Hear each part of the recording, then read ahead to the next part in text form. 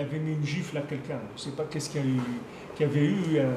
Oh, c'était quelque chose d'assez grave au point de vue Torah, qu'il y avait eu quelque chose qui s'était passé. Il avait mis une gifle à quelqu'un. Alors il est venu chez Rabbeinu. Rabbeinu l'a entendu ça. Alors Rabbeinu, il n'était pas content. Il a dit, c'est quoi ça de mettre une gifle à quelqu'un, etc. Alors Rav Aaron, il a expliqué. Alors Rabbeinu lui dit, qu'est-ce que tu veux? Tu veux aussi que la raison pour laquelle tu lui as mis la gifle, elle ne soit pas vraie. C'est sûr qu'elle est vraie, la raison pourquoi tu l'as mis.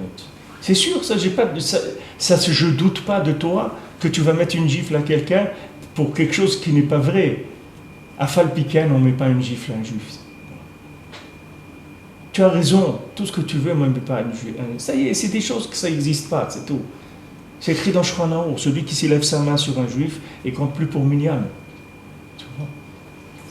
C'est tout, c'est comme ça. C'est des choses qui sont établies. La shonara, on ne fait pas. C'est tout. On ne parle pas du mal d'un juif. Pourquoi? Parce que c'est une forme, n'importe comment qu'elle est, n'oublie jamais qu'est-ce qu'il y a dans le panier.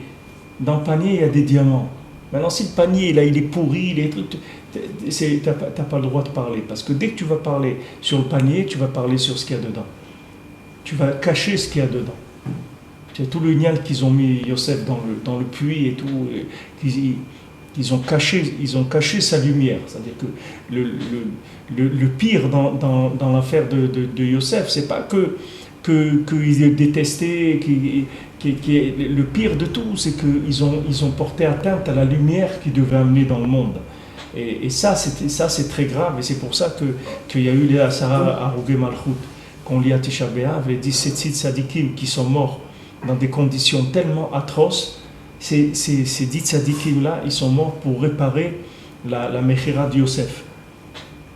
Pour réparer cette attaque-là sur la forme du tzadik, que le Béhémet, c'était de cacher le fond. Ça a mis des dynimes incroyables. C'est pour ça que Rabbi Ishmael le Kohen Gadol, il est monté, il a dit d'abord, je vais vérifier qu'est-ce que c'est cette histoire-là, si c'est Stam des gens qui viennent. Alors on a dit, Xera Emelefanaï, Hacham il a dit, c'est un décret que j'ai fait, acceptez-le, c'est des atrocités, c'est des choses terribles. Voilà, vous avez un exemple, des gens qui ont des questions sur la Shoah et tout, voilà. Vous lisez ça, c'est des atrocités, c'est comme la Shoah, c'est la même chose. C'est les mêmes atrocités, c'est des choses terribles qu'ils leur ont fait. Et c'était quoi? C'était du ciel, c'était voulu comme ça, quoi? Réparer Mechirat Yosef, réparer la vente de Yosef. C'est-à-dire combien ça coûte cher quand on a abîmé la forme, quand on a attaqué la forme, qu'on a essayé de cacher la forme d'un juif ou de détruire la forme d'un juif. Combien ça coûte cher dans la vie, dans le monde, etc. Chaque chose qui a été faite contre un juif dans le monde, que ce soit d'un autre juif ou d'un non-juif, ça coûte très très cher d'attaquer la forme. Il faut pas toucher la forme, parce que la forme elle est kadosh. La forme elle est kadosh, comme elle est, même si elle est à l'envers complètement, parce que tu sais qu'elle est porteuse de quelque chose qui est au-dessus de tout entendement. Donc n'importe comment quelle est la forme, c'est un besoin du moment. C'est parce qu'on a accéléré, c'est parce qu'on a mis la charrue avant les bœufs. Tu ne peux pas parler sur eux. Tu ne peux pas parler sur les gens qui sont sortis d'Égypte parce qu'ils sont sortis comme ils sont sortis. C'était à prévoir, on savait très bien qu'il allait y avoir des problèmes. À Falpiken, ils sont sortis. Et ça, c'est un klal, c'est valable pour tout le monde, à tout moment. Toute personne, tu vas voir des gens à l'abri, tu vas voir des gens dans la Torah. Ils sont comme ils sont. Mais sache que parce qu'ils sont rentrés dans la Torah avant le moment où ils devaient rentrer. Ils sont venus en Eretz Israël avant le moment. Ils se sont mariés avant le moment. Ils sont devenus pères de famille avant le moment. Tout ça s'est fait avant. Donc maintenant, ils vont faire l'apprentissage en même temps qu'ils sont obligés de produire déjà. C'est très difficile. Quelqu'un, il apprend un métier, en même temps, il est comme les gens ils te disent, j'ai appris le métier sur mes clients. C'est-à-dire qu'il s'est fait la main sur ses clients. Il ne pouvait pas apprendre, il n'avait pas le temps d'apprendre. Où il va apprendre? Avant, ça n'existait pas. Quelqu'un, il va apprendre dans une école, etc. Il vient tout près. Il connaît déjà le métier. Il connaît beaucoup plus de choses que ce qu'il a besoin. Avant, ce n'était pas comme ça. Ils attaquaient directement les gens. Ils allaient. Et un coiffeur, il allait. Il n'avait jamais touché un truc. Évidemment, il était apprenti. L'autre, il montait comment lui couper les cheveux. Mais c'était au début de faire des trous dans les trucs. C'est comme ça, c'est tout. Voilà, tout le olam, il est comme ça. C'est un kafsrout gadol meod. C'est pour ça que la politique, c'est un truc qui est horrible. C'est-à-dire que ça montre une vision des choses qui est mamache horrible et très très dangereuse, parce que ça manipule que des formes. C'est le contraire de la vie, c'est le contraire de la émouna, c'est le contraire de tout. C'est des manipulations à des niveaux qu'on peut même pas imaginer. Même pas imaginer. Combien de fois il y a eu des attentats qui ont été faits, après on a vu que c'est Israël eux-mêmes qui ont fait ces attentats-là. Alors au début tu dis mais attends, c'est horrible, qui est-ce qui a fait ça? Et tu vois tous les trucs, c'est comme ça. Donc tuer Rabin ou bien les 11 septembre, après ils ont dit mais non, c'est les Américains qui ont fait. Tu vois, c'est des trucs à l'envers. Toi tu crois que tu vas vers quelque chose, c'est un malheur ce qu'il y a eu et tout, c'est pas un malheur, c'est des trucs organisés par des gens qui sont derrière ça. Et autant tu vas te retourner, et autant ça se retourne encore une fois, et encore une fois. Et tu comprends rien, tu sais pas comment ça marche. Parce que c'est que de la forme, il n'y a pas de fond. Alors, Baruch Hashem, tu es avec Akadosh Baruch Hu, tu peux être sûr que le fond, il ne va jamais changer. Il ne va jamais se retourner. Baruch Hashem, le fond, il est inébranlable. Tu as juste, toi, à développer, travailler, à essayer d'améliorer la forme par rapport au fond, c'est tout ce qu'on te demande. Mais le fond, Baruch Hashem, il est là. Il est Yativ, Emet, Yativ, Nachon, Kayam, Yachar, tout ce qu'on dit, c'est immuable, ça ne bouge pas. C'est une sécurité extraordinaire.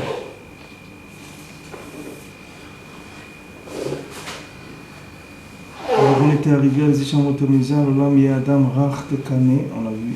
Ouais, on s'est arrêté à ce moment-là. Et là on a commencé, on a fini Ayoub. le Kané, tout ça, je ne me rappelle plus quelle page c'est page 151. Alors l'écoutez à la chot, si le chot il rouvait troumim à la chavav. Ouais, on s'est arrêté là-dessus, je crois. Youd, Ouais. וזה סוד מה שאמרו אותנו ז"ל, נטיות הראשונות כקרני חגבים. Alors c'est le secret de ce qu'ils ont dit nos chachamim.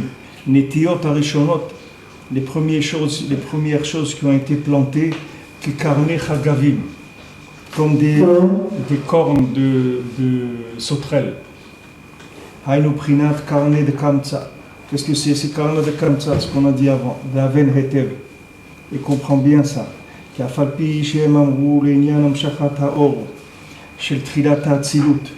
Bien qu'ils ont parlé du début de la lumière qui vient de Hatzilut, c'est-à-dire qui vient du premier niveau d'émanation de l'infini dans le fini, du premier contact de l'infini par rapport au fini qui s'appelle le monde de Hatzilut, on traduit en français émanation, chez Itril Bedakut, qui a commencé en finesse, le Prinat Karne Chagavim, il a commencé très fin comme des cornes de sauterelles. Et nous on parle du Nyan du Chalal Apanoui, c'est-à-dire du néant dans lequel Akadosh Baruch Hu il a concentré, contracté sa lumière Kaviechol. Afal Piken Hakol Echad. Malgré ça, tout est qu'une seule chose. C'est-à-dire que on parle maintenant de la lumière d'Hachem au niveau de Hatzilut. C'est-à-dire qu'on parle du début de l'émanation d'Hachem dans les mondes. Et d'un autre côté, on dit qu'Hachem il s'est retiré. Donc il s'est retiré du monde pour qu'il y ait le néant. Alors on ne comprend pas, est-ce que l'attitude c'était que Hachem il rentre dans le monde, ou l'attitude c'est qu'Hachem il va sur les côtés. Est-ce que Hachem il veut rentrer dans le monde, ou Hachem il a une attitude de se retirer pour que le monde existe? Et il dit que les deux c'est la même chose, c'est pas une contradiction.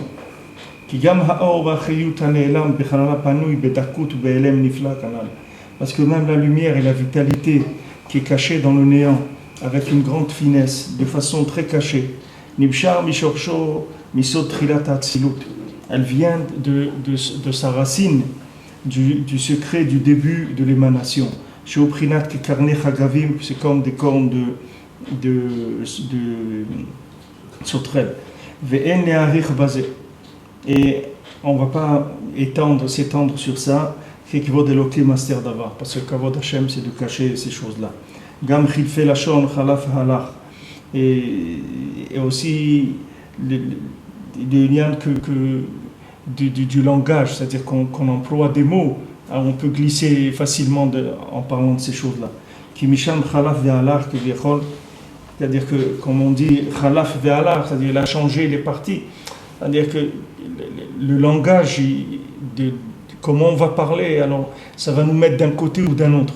C'est-à-dire si on commence à parler un langage d'émanation dans Atzilut, etc., d'Hachem, alors on va voir comme l'infini qui vient vers le fini. Si on parle de Chalalapayun de néant, alors on va parler d'un retrait d'Akadosh Baruch Hu. Alors c'est pour ça que c'est des choses très fines et c'est très dangereux de commencer à rentrer dans ces choses-là. C'est pas la peine tellement d'approfondir. Il dit, il vaut mieux, on en parle en généralité, on passe vite et après on passe à autre chose. Ki misham chalav ve'alach kiviyachol. Ki pina elokuto misham, aval be'emet gam sham ne'elam Hashem yitbarach. Be'emet, il faut savoir que là-bas aussi il y a Kadosh Baruch Hu. Aval urak be'prinat karma de kamtza rikicha.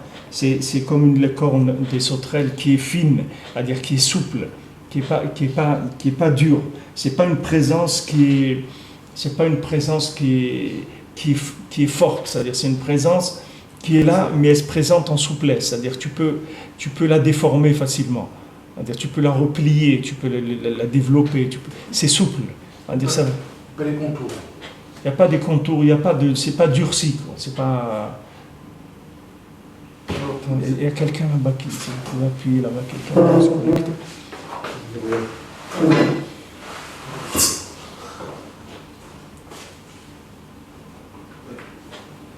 Pas de contour, c'est-à-dire c'est pas quelque chose qui est fixé.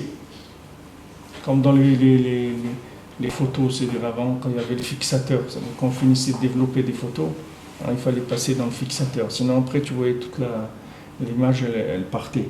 C'est-à-dire que c'est pas quelque chose c'est fin. C'est pour ça que quand quelqu'un vient et commence à parler, à poser des questions qui sont, tu vois que il y a des gens qui ont des questions qui sont dures, c'est-à-dire ils attaquent la chose, c'est-à-dire alors on répond pas, on rentre pas dans la discussion parce qu'on est en train de parler de choses qui sont fines et qui sont souples.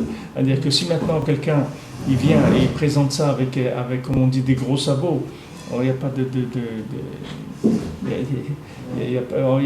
on ne peut pas parler parce que c'est pas du tout ça, avec ça. C'est pour ça que tout le lien aussi de Rabbeinu, de Rabbi Nachman, c'est que des choses en finesse, c'est pas des choses qu'on peut venir.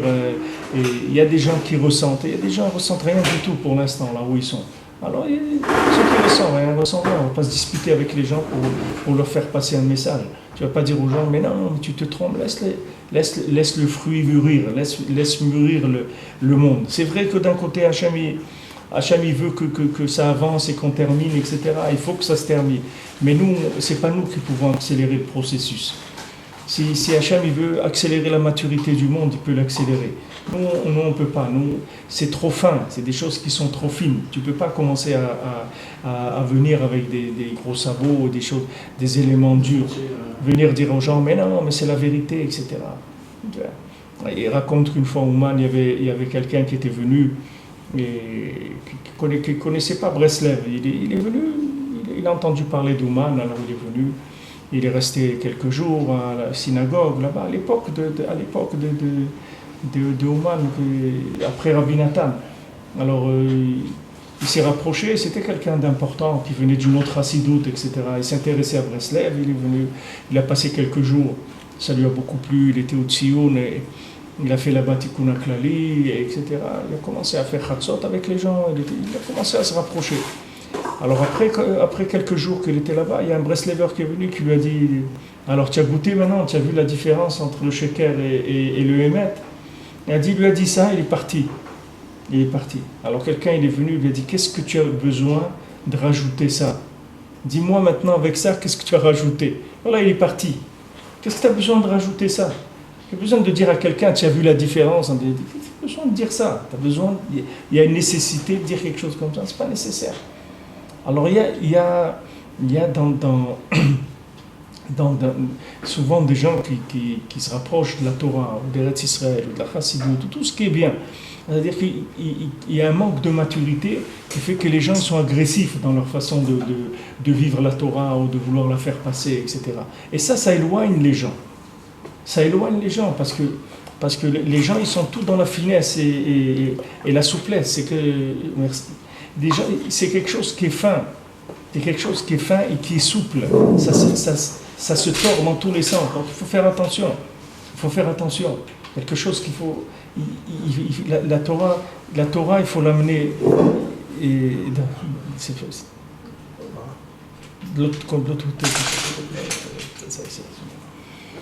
La Torah, c'est quelque chose qui s'amène, il faut une maturité.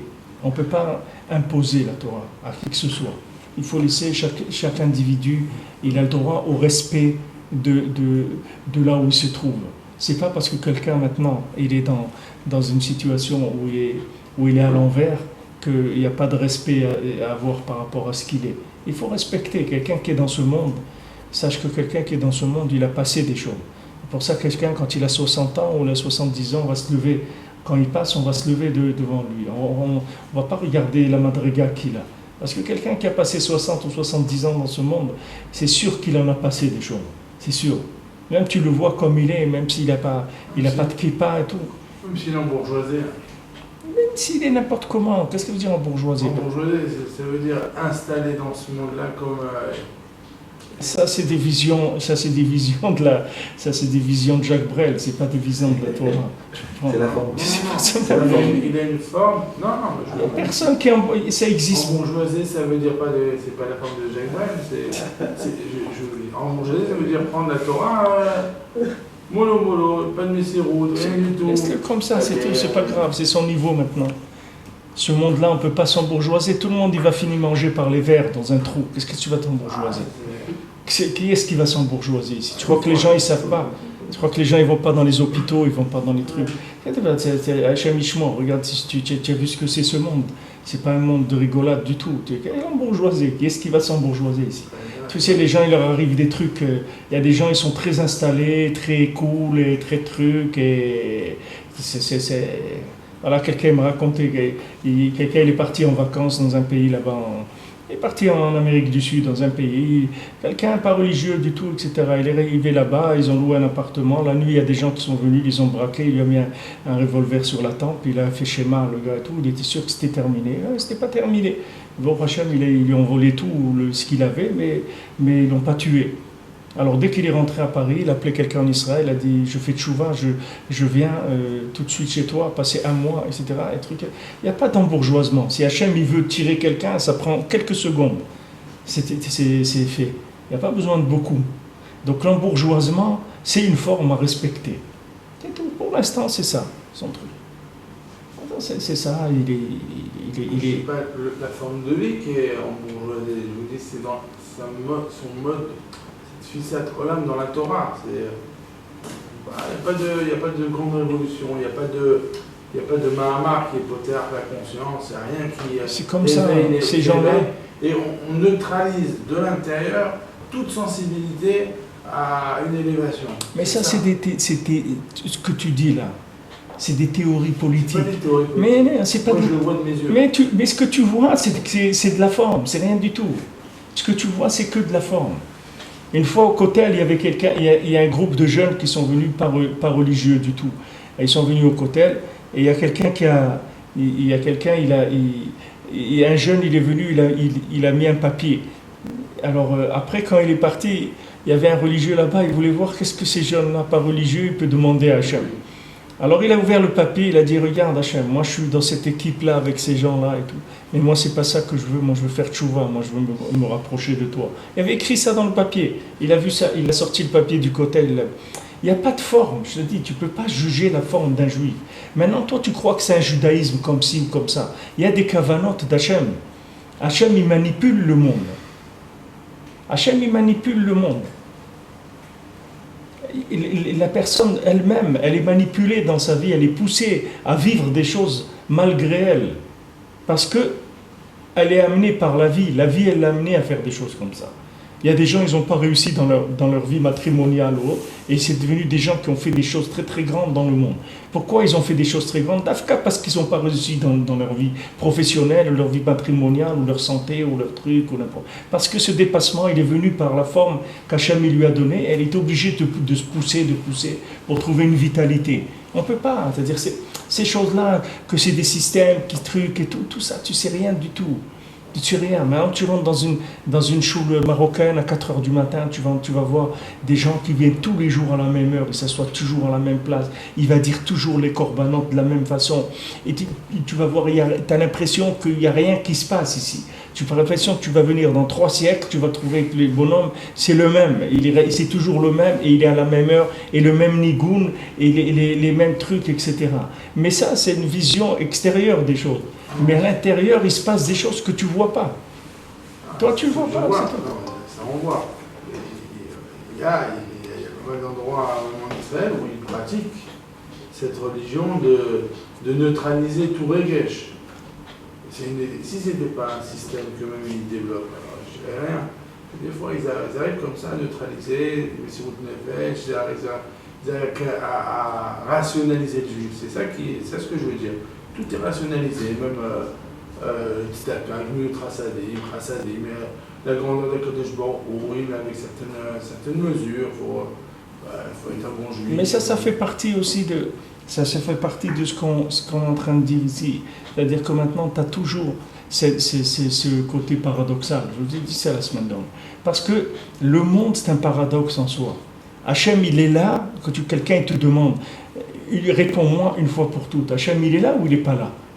Il dit oui, il est là, et en même temps, il n'est pas là. Qu'est-ce que ça veut dire, il est là, il n'est pas là? Et tu ne peux pas comprendre ça. Ça y est, laisse tomber.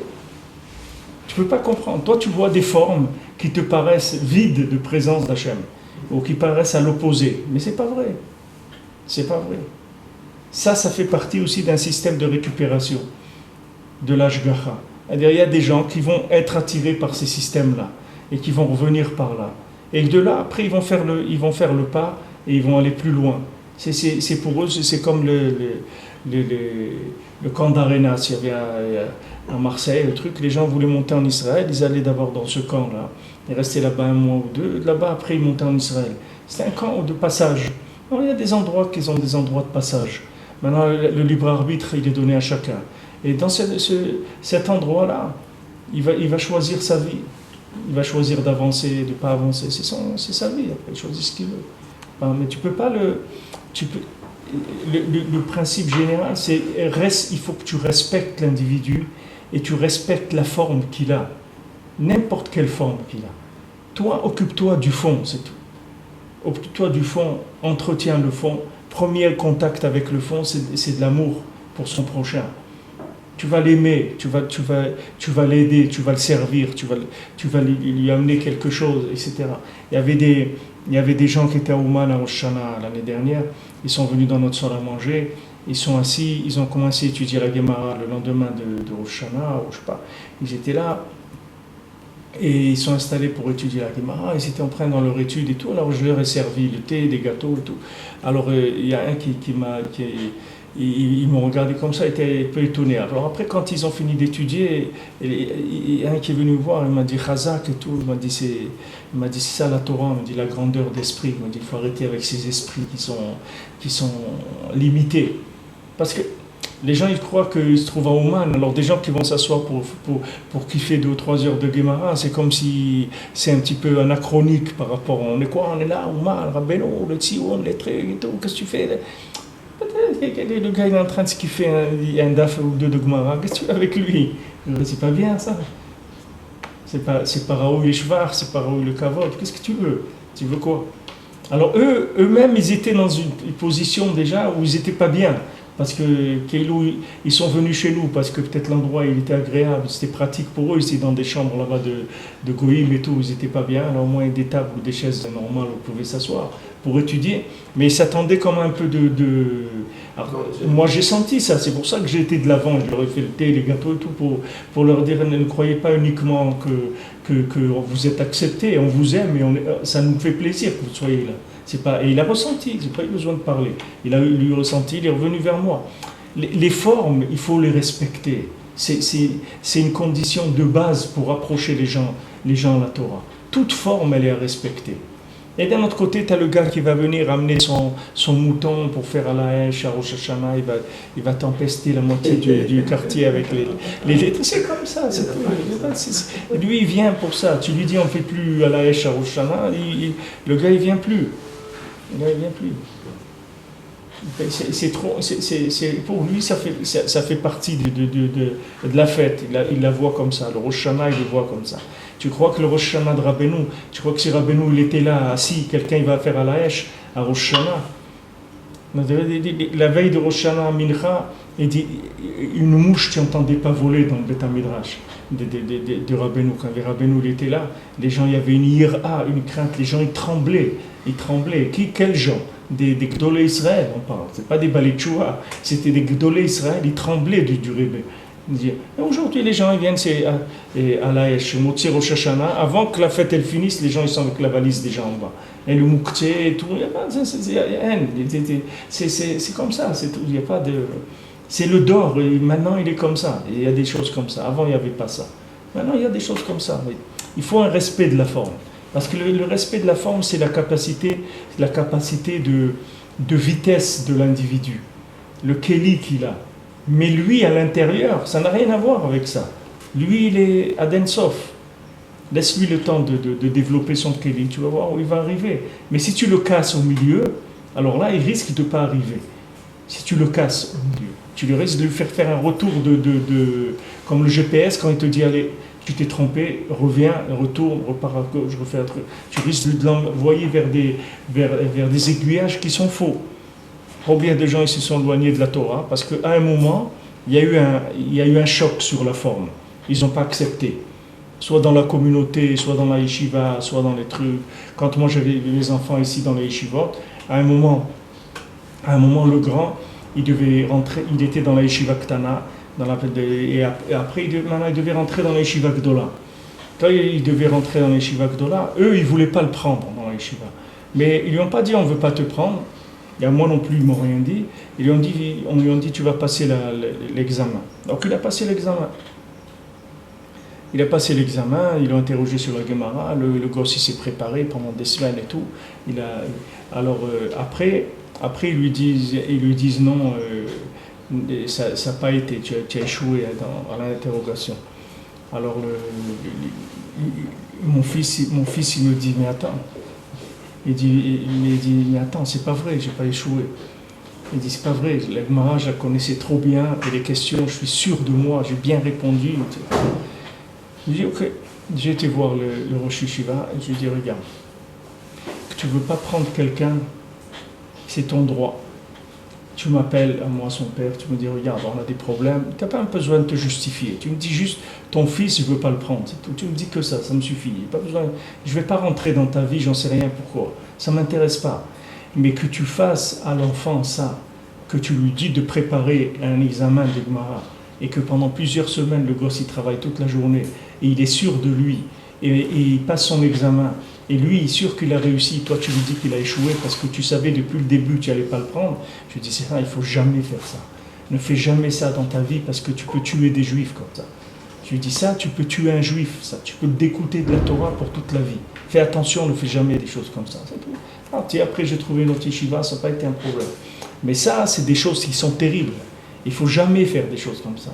Il ne faut jamais casser un juif comme ça avec du mensonge et des trucs, des manipulations et tout, parce qu'il est fragile. Lui, il voit un rave et tout, il croit que ce rave-là, il ne va jamais avoir une avamina, que ce rave-là, c'est un manipulateur. Il a étudié la Torah chez lui pendant des années et tout, il va croire que le rave, il est capable de faire comme ça. Mais même ce rave-là, tu dois le juger positivement, parce qu'il ne sait pas comment faire. Il n'a pas la force de te dire non. Alors il fait tous les trucs, etc. Mais il ne faut pas faire des choses comme ça, c'est très très dangereux. Je dis, il vaut mieux que tu dises non.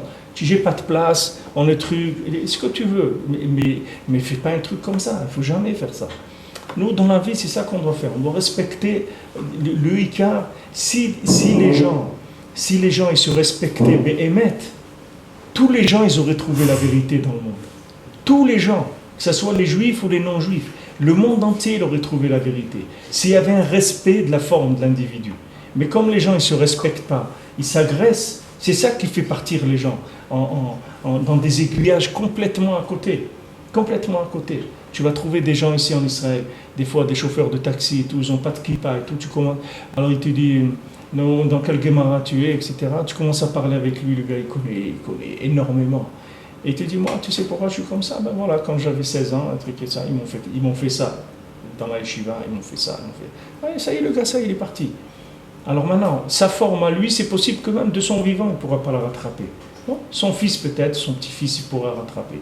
Mais ça y est, le gars, tu l'as rentré dans un aiguillage où il est parti complètement. Tout ça, uniquement, tu verras que jamais les gens, tu prends 99% des gens qui ont eu des problèmes, c'est jamais été des problèmes de fond. Ça a été que des problèmes de forme, c'est tout. C'est jamais été le fond qui a été touché. Ça a été toujours la forme. Parce que pour toucher le fond, il faut un niveau de philosophie, des trucs très très élevés pour pouvoir déstabiliser quelqu'un dans le fond. Mais dans la forme, malheureusement, les gens, c'est des autotamponneuses. Les gens, ils rentrent dedans les uns les autres. Et c'est ça qui éloigne les gens du Hémet. Les gens, ils se crispent. Il y a des gens qui se détournent, et il y a des gens qui se crispent. Et ils se crispent, c'est-à-dire ils se renferment. Ils n'arrivent plus à développer le Hémet qui est en eux. Mais cette contradiction, comme il dit ici, c'est la base du monde. Donc ce n'est pas la peine d'essayer de voir des milieux qui sont entièrement logiques, parce que ça n'existe pas. Tu vas voir même des gens qui ont une Torah très très grande, qui ont un très grand niveau de Torah, et tu vas voir chez eux des contradictions.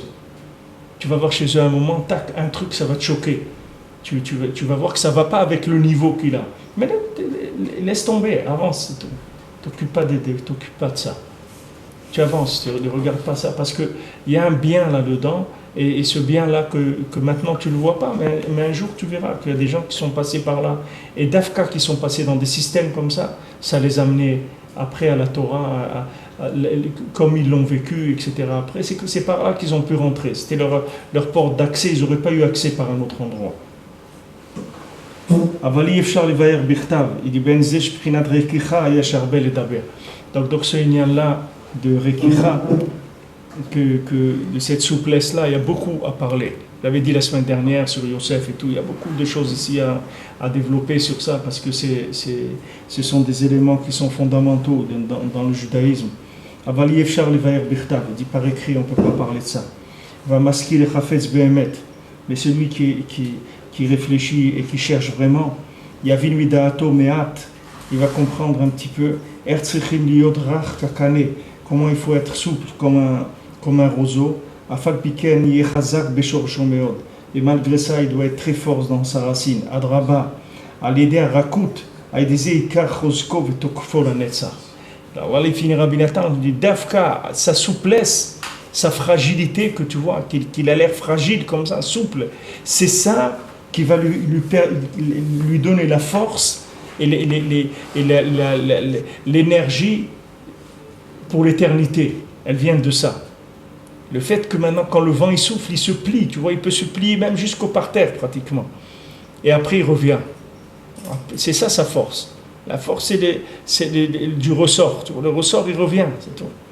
Regarde le ressort, ce que ça a fait dans le monde, la découverte du ressort, ce que ça a permis de faire dans le monde, combien de choses elles fonctionnent dans le monde avec ça. C'est un principe extraordinaire, que ça se tire et ça revient. Et ça a la force de revenir. Alors maintenant, ce principe-là, il te dit Rabbi Nathan qu'il ne peut pas écrire tellement développé, parce que c'est quelque chose qui est très très fin. Mais ce principe-là de souplesse, c'est extraordinaire. Et chez Rabbeinu, tu as ça. Chez Rabbeinu, chez Rabbi Nachman, tu as ça, que tu vois qu'il est tellement sûr de lui dans ce qu'il fait. Il est tellement dur, tu vois, dans ce qu'il sait, dans ce qu'il fait. C'est très très fort. C'est une vérité qui est très très forte. Et en même temps, c'est vécu complètement dans la souplesse totale. Dans la souplesse totale. Pas il n'y a aucune... Rabbeinu dit, Rabbeinu il a beaucoup parlé contre les médecins, de ne pas aller chez le médecin, etc. Mais Rabbeinu, sa femme elle était malade, et il a envoyé un de ses chassidim, il a dit tu l'accompagnes dans telle ville, après dans telle ville. Il a dit bien que pour moi les médecins et leurs médicaments c'est rien du tout, mais c'est ma femme, ma première femme, la femme de jeunesse. Il dit qu'est-ce qu'on ne ferait pas pour la femme de sa jeunesse? Qu'est-ce qu'on ne ferait pas pour elle? Et il a été chez les médecins, Rabbeinu. Il a amené sa femme chez les médecins. Et il y a des jeunes aujourd'hui, des balais de chouva qui te disent ah, le médecin a sourd, il ne faut pas aller et tout. Les gens ils laissent leurs enfants, ils ne les amènent pas chez le docteur. Ils disent non, c'est vrai que bon, la plupart du temps, ça marche, que les enfants ils guérissent avec la prière, etc. Mais il y a un côté qui est à la limite de la cruauté, c'est de faire attention. Hein? Mais même il allait chez le médecin, Rabbeinu, ouais, mais Rabbeinu, il n'allait pas, c'est écrit, Rabbeinu, il n'allait pas chez le médecin pour soigner. Rabbeinu, il allait là-bas pour faire d'autres choses, c'était pas pour soigner. Rabbeinu, il n'avait pas ce union des médecins. Mais il y avait un respect, une souplesse, même dans la vérité la plus extrême, il y avait une souplesse. Il y a toujours une souplesse. Parce que si maintenant la vérité elle devient raide, c'est terminé, elle est plus viable. C'est sa fin. Quand tu vois qu'une vérité elle se raidit, sache que c'est sa fin, c'est fini. Elle va disparaître, ça ne va pas rester. Toute la force d'une vérité, c'est la souplesse. Le piège, c'est la rigueur. Hein? Le piège, c'est la rigueur. Ouais, la rigueur. Pourquoi l'homme Israël, tu vois, nous on est en galoute. La galoute, ça n'a pas détruit l'homme Israël. Pas détruire l'homme Israël parce que la galoute ça peut pas nous, c'est pas quelque chose qui nous détruit, il n'y a rien qui nous détruit parce qu'on est souple, on n'est pas raide. Mais il y a des nations qui sont raides, il y a des gens la plupart des nations elles sont raides. En général quand tu expatries quelqu'un, il n'est pas bien, il vit pas bien, tu lui changes son habitude de manger, de parler, de sa musique, ses trucs et tout, ça y est, il est complètement déstabilisé. Mais un juif non, un juif il s'habitue. Tu le mets dans un autre truc, il rentre dedans. Parce que le fond, ça ne le dérange pas pour le fond. Son fond, il est là, il exporte facilement, il n'y a pas de problème. Là où il est, il sort sa gamelle, il n'a pas un problème. Il n'a pas un problème de vivre alors cette souplesse-là, c'est béhémet la base de la force de la personne. Plus quelqu'un il est souple, et plus quelqu'un il est fort. Parce qu'il tient. La souplesse, ça le fait tenir. Ça le fait tenir et ça fait tenir les autres aussi. Et quand quelqu'un il est souple, il ne se sépare pas des autres. Quand quelqu'un il est raide, alors ceux qui ne correspondent pas à ces états-là, il les rejette, c'est-à-dire il se déconnecte des gens. Il y a beaucoup de choses, des conséquences qui sont très très néfastes quand quelqu'un il a une vérité qui est raide. Il faut ouvrir, c'est-à-dire il faut être souple. Le fond, la base, elle doit être très très forte. Mais le reste, ça doit être ouvert. Il n'y a pas de... Quand c'est trop souple, on va d'un endroit à l'autre, c'est pas de stabilité. C'est pas grave. C'est le fond qu'il ne faut pas que tu touches. C'est tout. Le fond, la base, il faut qu'elle soit solide. La émouna, il faut qu'elle soit solide. Mais dans l'extérieur, il faut laisser faire. Parce qu'il y a une volonté divine dans la chose. Même Esav, tu vois, même Esav. Nous, si tu regardes les guerres du Ham Israël pour rentrer en Eretz Israël, tu vois, tu as l'impression que ce n'est pas des vraies guerres. Parce que Hachem, il disait, ok, vous pouvez y aller, ça y est, je vous les ai donnés, vos ennemis. C'est-à-dire, qu'est-ce qu'il faisait Hachem? D'abord, Hachem, il faisait tomber en haut le prince du peuple d'en bas, c'est-à-dire le prince qui les dirigeait en haut. Hachem, il le faisait tomber. Donc la nation, elle était déjà... C'est-à-dire la guerre, elle était perdue déjà avant de commencer. C'est-à-dire ce n'était pas une vraie guerre qu'on ne sait pas qui est-ce qui va gagner. Hachem, il disait, allez-y, vous allez gagner. Mais par exemple, à Esav, quand Esav il n'a pas voulu le laisser passer par son endroit, Hachem, il a dit, vous passez pas. Vous passez pas parce que je voulais pas donner. Lui, je ne voulais pas donner, pour l'instant. Alors, vous contournez, vous faites ce que vous voulez, mais vous n'avez pas l'autorisation de passer là-bas.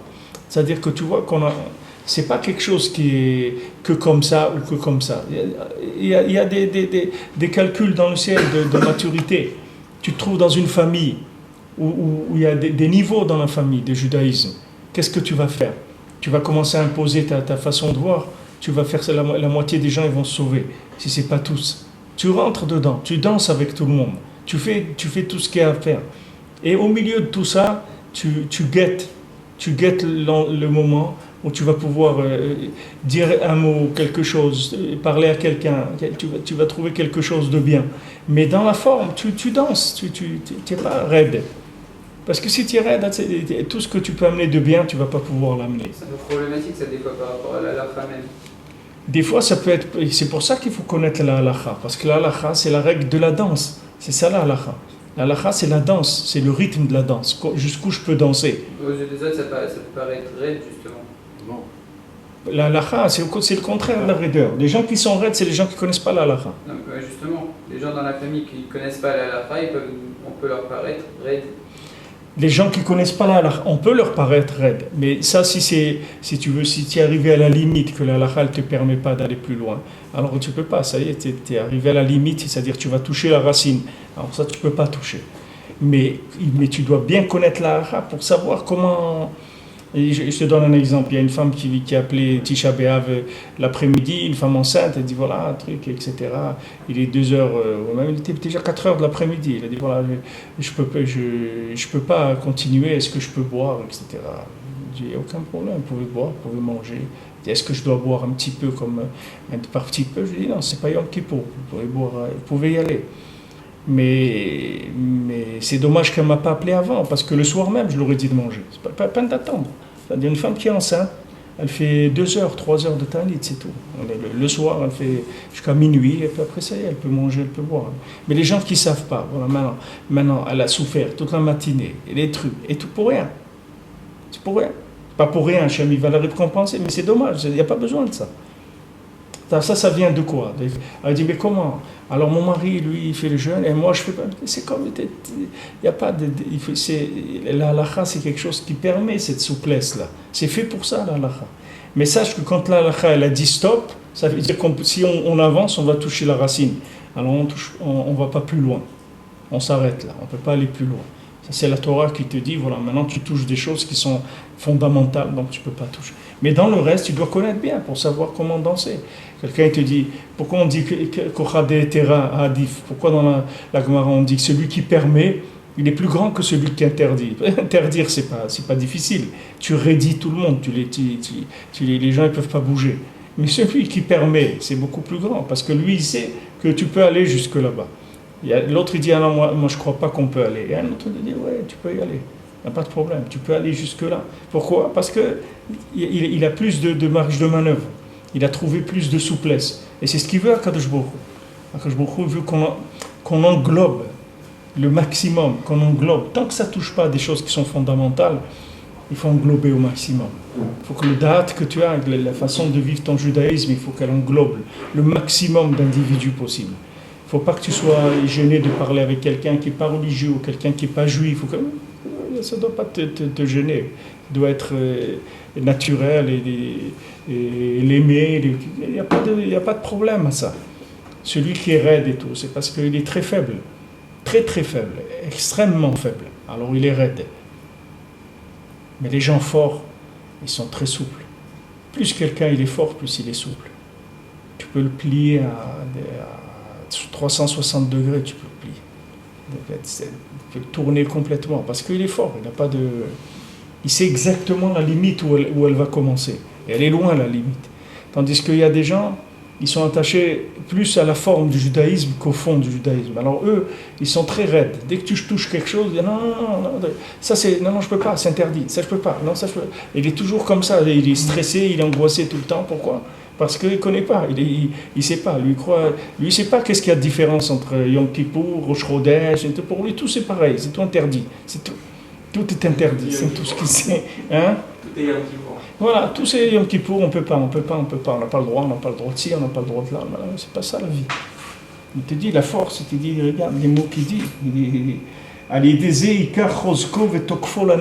Toute la force pour l'éternité de quelqu'un, c'est l'assouplissant qu'il a mis dans son judaïsme. C'est combien il est souple. C'est comme ça qu'il va tenir. Parce qu'il te dit avant, tu ne sais pas par où tu vas passer dans ta vie. Il te dit avant. Il te dit que tu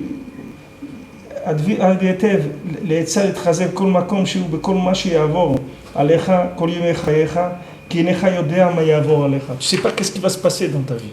Donc tu as intérêt à apprendre à te plier. Parce que tu sais pas comment, tu vas te trouver dans une situation, tu ne sais pas comment faire. Tu sais pas. Tu ne crois pas toujours que ça va aller comme tu as calculé, etc. La vie, il faut savoir jongler avec. Ça, c'est le dad de Rabbeinu, parce qu'il y a des systèmes entiers qui sont basés sur la khumra, sur la rigueur, sur la forme. Parce qu'ils sont faibles, c'est des gens faibles.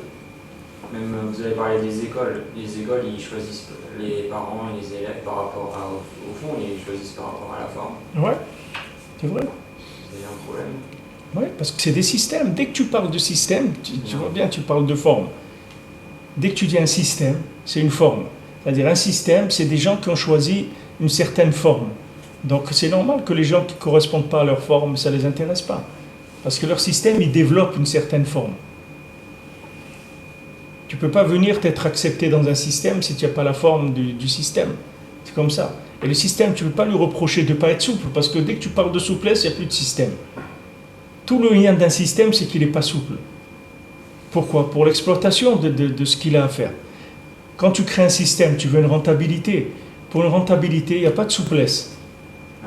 Si tu as une entreprise que les gens ils viennent à l'heure où ils veulent le matin, pourquoi maintenant tu as une pointeuse, tu mets ta truc, etc. Si maintenant quelqu'un dit, bon, le principal c'est que vous travaillez bien, c'est tout. Venez quand vous voulez. Mais tu vas voir que ça ne va pas marcher. Parce que dans le travail, dans les melachot, il y a de la rigueur. S'il n'y a pas maintenant des horaires, etc., tu vas voir que le gars il va perdre de l'argent. Donc les gens ils ne sont pas intéressés. Maintenant, dans les écoles, dans les yeshivot, dans tout, c'est comme ça. C'est des systèmes. Ils ont fixé une certaine norme dans laquelle ils veulent travailler. Ils ne veulent pas d'autres normes. Ça ne les intéresse pas. Donc, à toi, chercher le système qui correspond à ce que tu veux. Mais tu ne peux pas demander au système de s'adapter à ce que tu es toi. Parce que le système, il a fait son choix déjà. Il faut se déguiser, il faut mentir. Si maintenant tu veux obtenir quelque chose, c'est dans ce système qui t'intéresse et que maintenant c'est ça que tu veux, mais tu n'as pas toi la forme de ce qu'il y a, alors tu te déguises bien sûr. Pas de c'est ça la souplesse, c'est de se déguiser, c'est ça la souplesse, c'est de se déguiser aussi. Se déguiser, il n'y a pas de problème. Il n'y a aucun problème. Tu dis, voilà, moi, mes enfants ils parlent yiddish, on est rentré, on dit yiddish, pas de problème, etc. Mais moi, j'ai rien à voir avec ça, mais ça fait rien. On a dansé, on est rentré, pas de problème. Parce qu'il y avait quelque chose qu'on voulait prendre. Et cette autre chose-là, ça avait un prix. On a payé le prix qu'il faut, c'est tout. Il n'y a pas de sentiment là-dedans.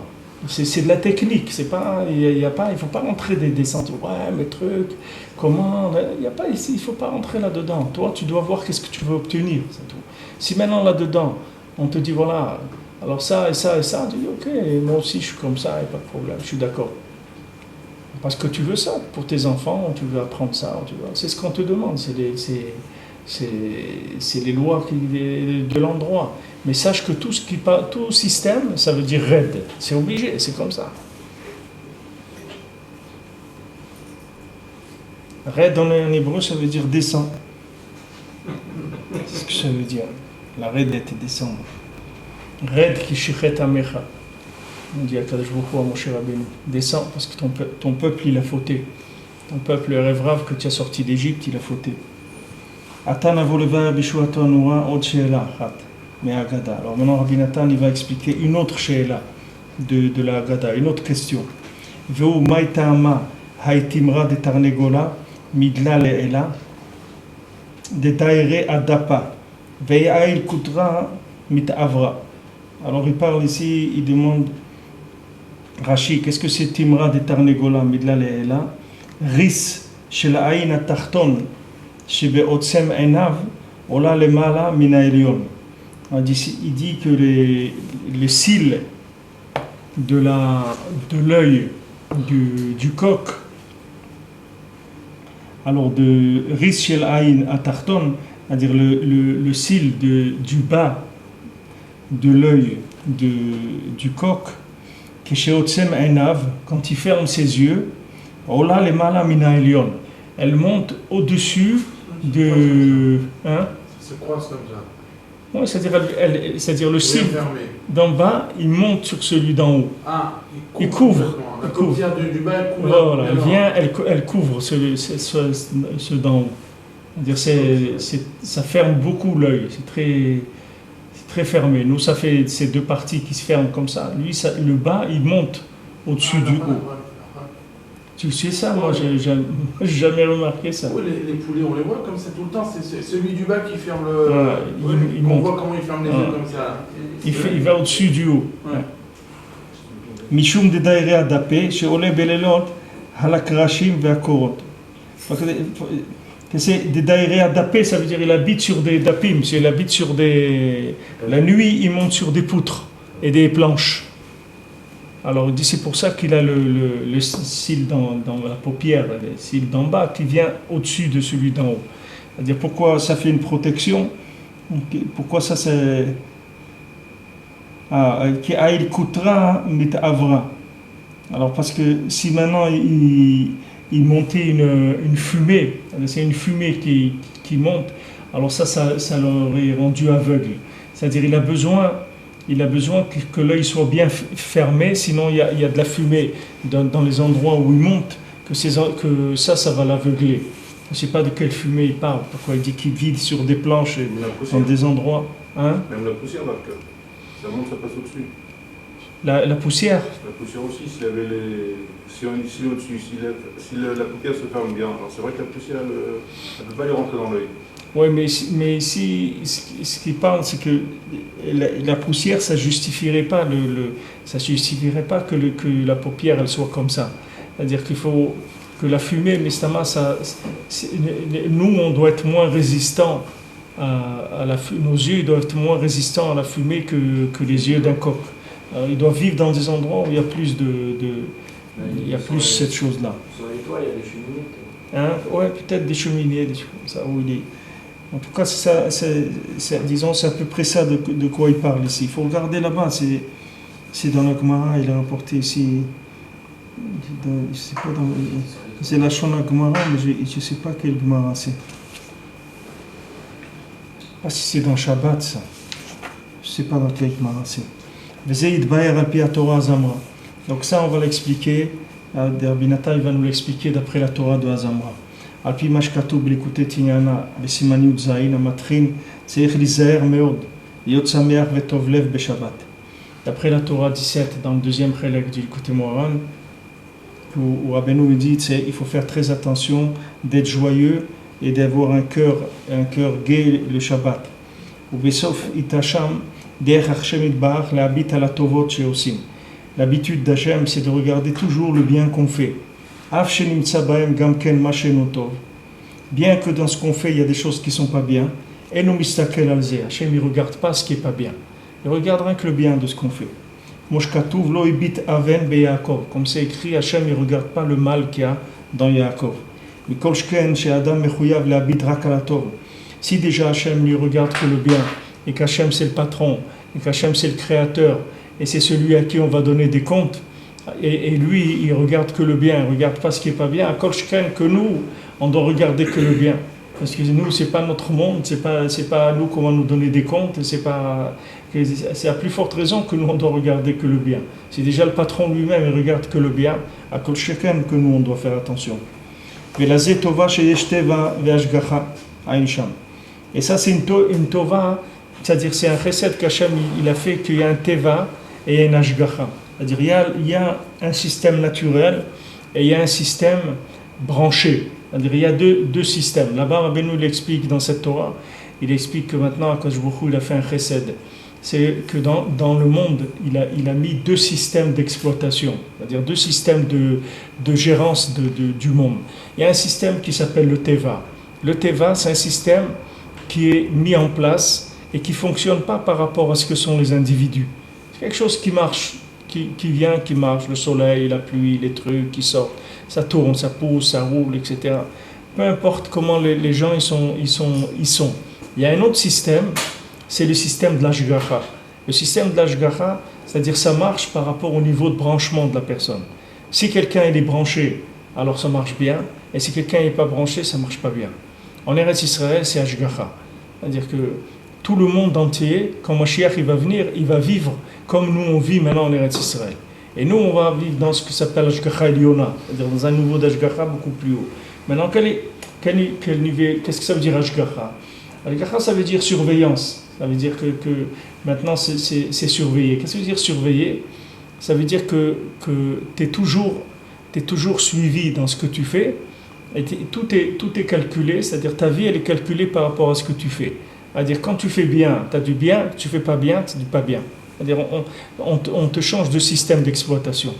Maintenant, si jamais la personne, il n'y avait pas le système du Teva, c'est-à-dire le système naturel, alors quand quelqu'un ferait des avérotes, il n'aurait plus de quoi manger, il serait malade, il ne pourrait plus vivre, mais ce n'est pas comme ça. Même si quelqu'un fait des avérotes, il va quand même avoir parnassa, il va avoir des choses. Pourquoi ? Parce qu'il y a un système automatique qui fonctionne indépendamment du comportement de l'individu.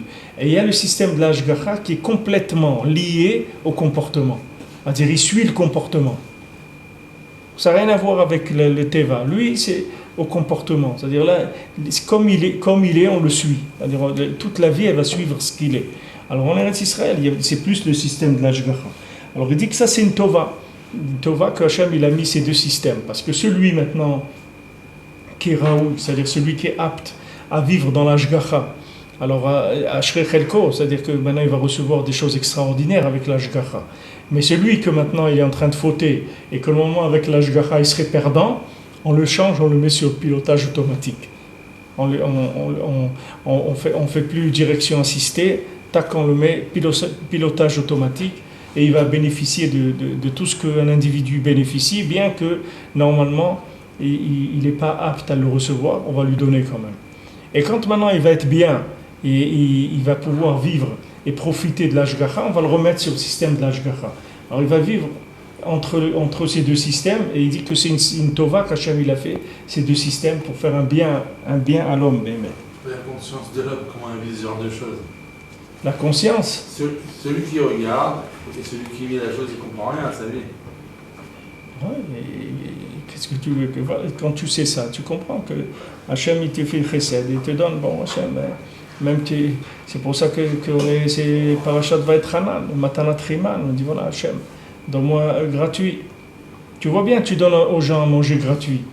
Combien de millions de gens dans le monde tu leur donnes gratuit? Moi aussi, donne-moi gratuit. Moi, je sais que je ne suis pas méritant. Donne-moi gratuit. Donne-moi ce que j'ai besoin gratuit, j'ai besoin de ça et ça. Donne-moi le BDR Teva, pas BDR Hashgacha. BDR Teva, donne-moi. Maintiens-moi. Mais Moshe Rabbeinu, quand Moshe Rabbeinu, avant d'être mistalek, avant de quitter ce monde, il a demandé à Hachem, il a dit laisse-moi dans le monde. Pas comme Moshe Rabbeinu, laisse-moi comme un oiseau. Comme un oiseau, laisse-moi dans le monde dans un truc tout à fait simple, tout à fait. Pas Moshe Rabbeinu, laisse-moi comme un oiseau, laisse-moi vivre comme un oiseau. Tu vois un oiseau, il vit, tu lui demandes rien, tout truc. Moi aussi, laisse-moi dans le monde comme un oiseau. Il a demandé qu'il le mette sur quelque chose d'automatique, pas qu'on le considère comme Moshe Rabbeinu. Il y a aussi des fois l'homme, des fois il est fatigué d'être ce qu'il est. Parce que des fois, il voit que ça coûte cher. Des fois, il est fatigué. Il dit, vous ne pouvez pas me lâcher, vous ne pouvez pas me considérer comme... même des juifs. Pourquoi des juifs, ils se sauvent, ils vont vivre dans des endroits, ils changent de nom et tout. Parce qu'ils en ont marre de vivre comme des juifs.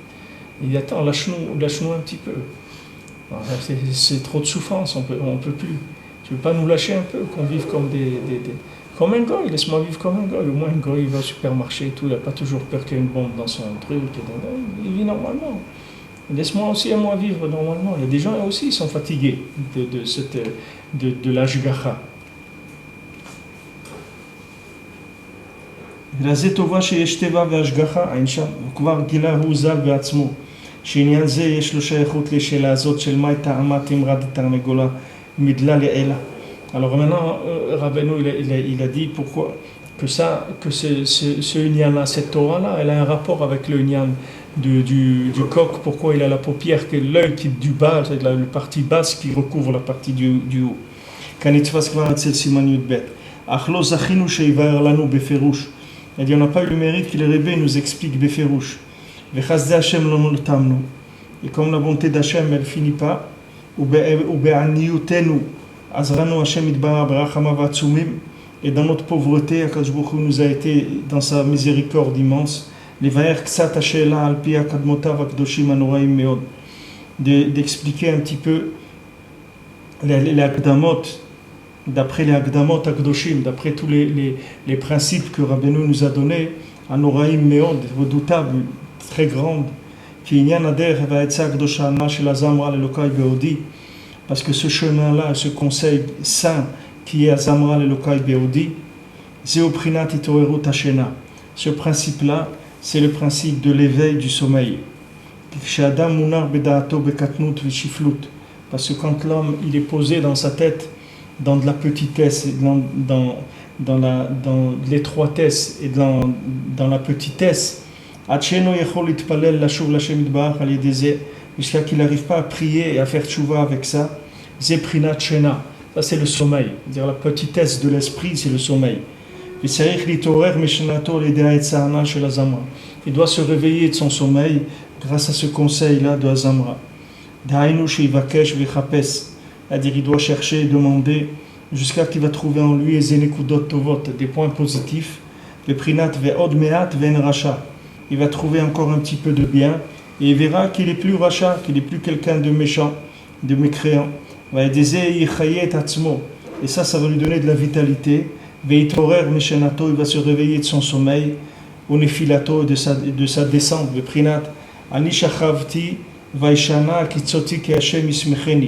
Comme c'est écrit, moi je me suis couché et j'ai dormi. Je me suis réveillé, pourquoi? Parce qu'Hachem il m'a appuyé, Hachem il m'a soutenu. Comme c'est écrit, je me suis réveillé et je suis encore avec toi. C'est ce qui a écrit. Mon honneur, réveille-toi, que la harpe et le violon, ils réveillent le matin. Parce que le bien qu'il y a dans chacun, c'est son matin, c'est le principe du matin. Comme c'est écrit, je suis noir, mais je suis belle. Alors le mot noir, c'est aussi le mot du matin. C'est comme il a expliqué là-bas, Rashi, je suis noir dans mes actions, et je suis belle dans le fait que j'ai édifié le Mishkan. Parce que les points positifs qu'on trouve que chacun y trouve, ça c'est le lien de monter le Mishkan, de faire le Mishkan. C'est pour ça qu'on appelait le Shabbat avant Tisha B'Av, on appelle Shabbat Chazon. Shabbat Chazon c'est la chambre Chosé, c'est-à-dire qui voit, Rabbeinu dit quoi? Qui voit le bien qu'il y a dans chacun. C'est ça le Shabbat Chazon, c'est-à-dire que le Shabbat avant Tisha B'Av, on se prépare à voir le bien qu'il y a dans chacun, que malgré qu'on est dans une situation de destruction du temple, il y a du bien dans chacun. Et c'est ça qu'on regarde, c'est ça la chambre Chosé, c'est-à-dire qu'on va voir les visions du bien. On dit maintenant, c'est vrai, il dit que comment Shachor, c'est en même temps Shachar, comme c'est le contraire, le matin c'est la lumière. Qu'est-ce que tu me dis Shachor, c'est noir? Comment c'est le même mot pour dire le noir et la lumière? Il dit parce que là où il y a du noir, il y a de la lumière. Ne crois pas que c'est noir. Quand tu vois une situation, quand quelqu'un dit oh là là, je suis en train de broyer du noir et tout, là dans ce noir là il y a de la lumière. Il y a beaucoup de lumière dans ce noir. Comme on dit Yotzer Or ou Borechosher, c'est-à-dire que le Yotzer c'est Or, Yetzira c'est la lumière, le monde de la Yetzira c'est la lumière, et le monde de la Bria qui est au-dessus, c'est Chosher, c'est l'obscurité. L'obscurité elle est au-dessus de la lumière. C'est-à-dire tout ce que tu vois d'obscur, c'est pour voir la lumière. C'est ce qui va faire amener la lumière. Elle dit ne regarde pas. C'est pour ça que quelqu'un dit ne regarde pas ce qu'il y a de mal en moi. Ne regarde pas que j'ai fait des bêtises. Regarde que maintenant j'ai participé au Mishkan. Regarde ce que je fais de bien. Ne regarde pas toutes les bêtises. Qu'est-ce que tu veux que je fasse? Je fais des bêtises. Qu'est-ce que tu veux que je fasse? C'est pas, tu vois bien que c'est pas des bêtises. Je les ai pas programmées. Je suis pas intéressé par faire du mal. J'ai des trucs qui sont collés à moi. Qu'est-ce que je peux faire? Ça m'intéresse pas. C'est pas ça que je cherche. Je regarde ce que je fais de bien. Tu vas voir que j'ai aucun rapport avec ces choses-là. En attendant, j'ai des bêtises qui se sont collées à moi. Qu'est-ce que je peux faire? Il faut m'aider. Il faut chercher le bien en soi, parce que sinon la personne elle s'endort. Sinon la personne, son esprit s'atrophie et elle va dans des petitesses, tout petit, elle voit tout petit. Alors que maintenant il y a une richesse extraordinaire qui l'attend. Il faut qu'il ouvre l'esprit, c'est tout. Ça c'est le lien du Mishkan. qu'on a fait le Mishkan avec tous les points positifs qu'il y a dans l'Am Israël, comme on va miser les comme on a vu avant. Voilà, je vais dire, parce que ça, c'est dans les premières halachot du Likutei halachot, dans le Chelek Aleph, il commence avec ça, Rabbi Nathan, avec le Inyan du coq qui chante le matin, etc. Il parle de ce Inyan-là, et il rapporte tout l'Inyan d'Azamra, que c'est avec ça qu'on se réveille le matin. En trouvant si quelqu'un ne trouve pas du bien en lui, il ne va pas sortir du lit le matin, il va rester dans son lit. Il y a des gens, ils n'ont pas envie de se lever le matin parce qu'ils ne voient même pas pourquoi il va se lever. Il ne voit pas d'intérêt à se lever, il ne sait même pas qu'est-ce qui va faire de bien dans sa journée. Donc pour se lever, il faut avoir un minimum de vision positive des choses. C'est ça, Azamra? Hein? Azamra, c'est ça? Ouais, de faire Azamra, ce qu'il a dit. Ouais. C'est regarder les choses positives. Regarder les points positifs. Et dire voilà, aujourd'hui je vais pouvoir faire ça, tiens, j'ai ça, etc. Des fois ça arrive, tu n'as même pas envie d'aller à la synagogue parce que tu es tellement à plat, tu dis que je vais prier et tout. Et des fois tu te dis, mais attends, je vais donner une pièce à la tzedaka, il y a quelqu'un, il vient et tout. Alors pour ça tu vas. Ça te donne la force d'aller. Tu dis, ok, prier, je ne vais pas prier. Mais moi, il y a un pauvre qui passe là-bas, ça me fait plaisir, je vais lui donner une pièce de tzedaka. Et ça te suffit pour te lever. Tu vois. C'est-à-dire le bien, l'émet, il fait un levier. Tu vois. C'est-à-dire il faut que tu trouves un point d'appui, un point positif d'appui, et là-dessus tu vas t'appuyer pour lever tout le reste. Tu vas arriver à faire toute la chose grâce à un point positif. Mais sinon, c'est très difficile. Ça, c'est le réveil du matin, de se réveiller à Chatzot, sortir du lit à Chatzot. C'est pour ça pourquoi la paupière du coq, elle monte vers le haut. Qu'est-ce que c'est le coq? Le principe du coq, c'est le réveil. D'accord? Puisque le principe du coq, c'est de se réveiller. Parce que le coq, il a été nommé pour ça. Les horaires Bnei Adam et Hashena, Bechatzot Laila, de lever les gens du sommeil à Chatzot.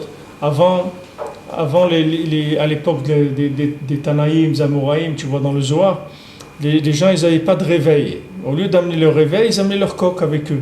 Ils voyageaient avec leur coq. C'était le réveil matin. Et donc il était là. Et à Chatzot, il commençait à chanter et ça réveillait les gens. Parce qu'il y a un feu, c'est écrit qu'il y a un feu qui descend à Chatzot, qui vient sous les ailes du coq, ça le brûle et c'est ça qui le fait. Mais aujourd'hui, ils sont méboulbalim, les coqs. Ils chantent pas, c'est-à-dire tu peux plus te baser sur eux pour les heures. Parce qu'ils ont perdu, il y a un dysfonctionnement un petit peu dans la... Même eux, ils les ont du fou, même les coqs.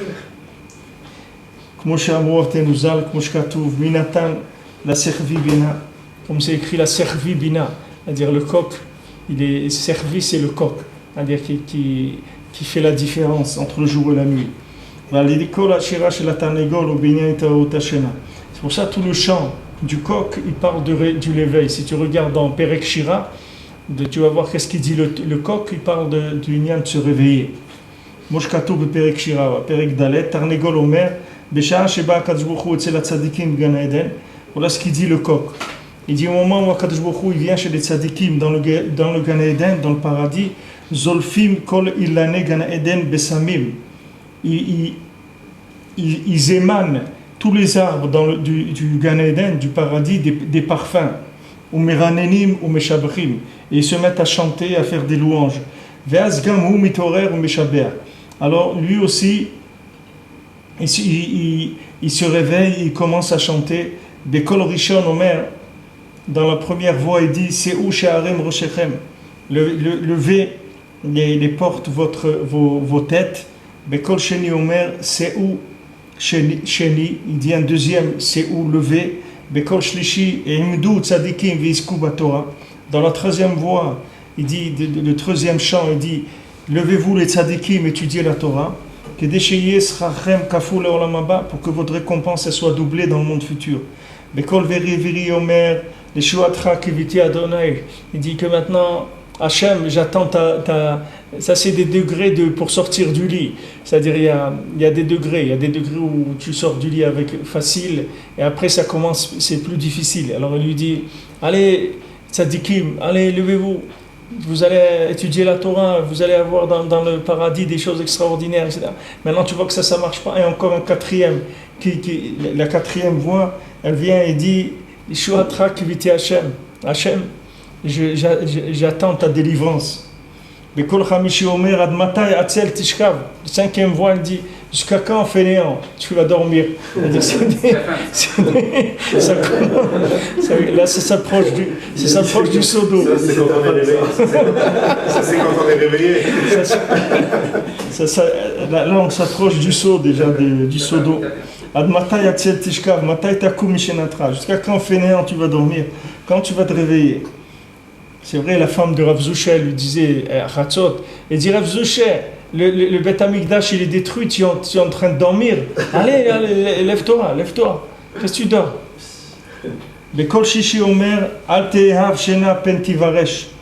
N'aime pas le sommeil de peur que tu. Je ne sais pas si c'est Tivaresh, parce que ça veut dire Tivaresh. Pekar. Pekar Chenecha. Seva lechem, ouvre tes yeux rassasiés de pain. C'est-à-dire, comme on dit, réveille-toi, tu as le ventre plein, espèce de ventre plein, réveille-toi. Mais quand je vis au mer, regarde, on est dans la 7e déjà. De quoi? Rach de pauvre. Tivaresh, ah oui, peut-être. Ouais. Tivaresh, peut-être, oui. Al Tehav Shena, peut-être que ça va t'appauvrir le sommeil. Alors la septième voie, c'est être là, c'est l'Hachem et Firu Toratecha. À un moment, on va faire pour Hachem, on va faire le contraire de la Torah. Ça veut dire que maintenant, maman, ça va, ces voies-là, elles vont de plus en plus loin. On essaye tous les moyens de le réveiller par là, par la douceur, par les trucs. On essaie de trouver comment on va le sortir du lit. Les kolelu ashirot sheomer bechol shiva kolot. Maintenant, toutes ces 7 voix qui dit le coq, tout ça c'est les veilles du sommeil. Il commence à réveiller depuis les chatzot de la nuit jusqu'à la lumière du matin. Celui qui n'a pas eu le srout de se réveiller à chatzot mamash au moment de chatzot, al kopani mitorer me'ashena sha'achat chatzot. Au moins 1 heure après chatzot qui se lève. Et si après 1 heure après Chatzot il ne s'est pas levé, au moins 2 heures après Chatzot. Comme ça, une voix après l'autre jusqu'au matin. Il commence de Chatzot jusqu'au matin et chaque heure, il lui donne il essaye avec un nouveau réveil, c'est-à-dire un nouveau système. Hein? Il le met en état de veille, il se met dans une heure. Voilà, dans une heure, il revient et c'est comme un snooze là, il revient avec un autre chant pour essayer de le sortir. Il a dit, je ne suis pas arrivé à le sortir à Chatzot, alors 1 heure après Chatzot, et 2 heures, après 3 heures, comme ça, 7.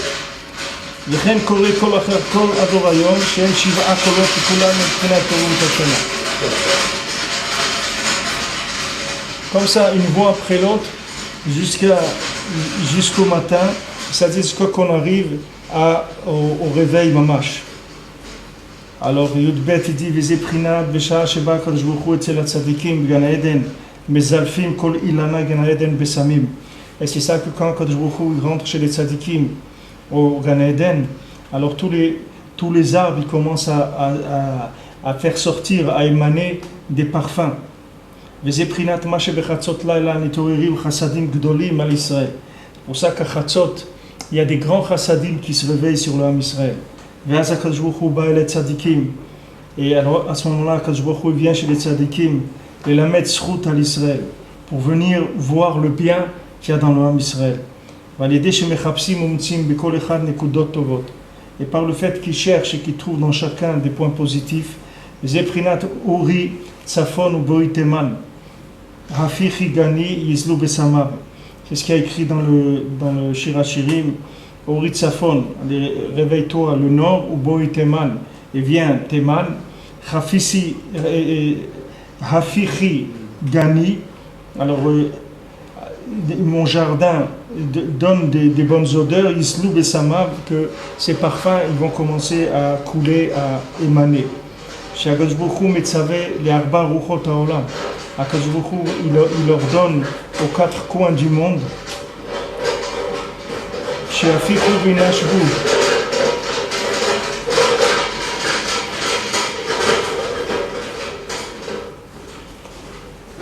Sheafichu Vinashvu. Began Eden, Anatua, Mimitzvot ou Maasim Tovim chez l'Israël.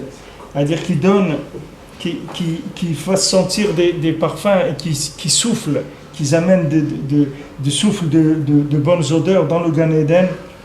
Anatua, Mimitzvot, qui est planté, c'est-à-dire qui est semé des mitzvot et des bonnes actions du Israël.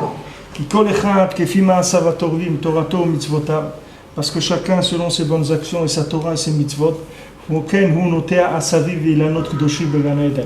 Alors il plante des arbres et des herbes saintes et parfumées dans le Gan Eden. C'est-à-dire chaque fois que quelqu'un fait quelque chose de bien, il plante, comme en Israël il dit venez planter un arbre en Israël, mais ici c'est pas en Israël, tu plantes, c'est là-haut. Dans le Gan Eden tu plantes à chaque fois une fleur, un arbre, etc. qui parfume.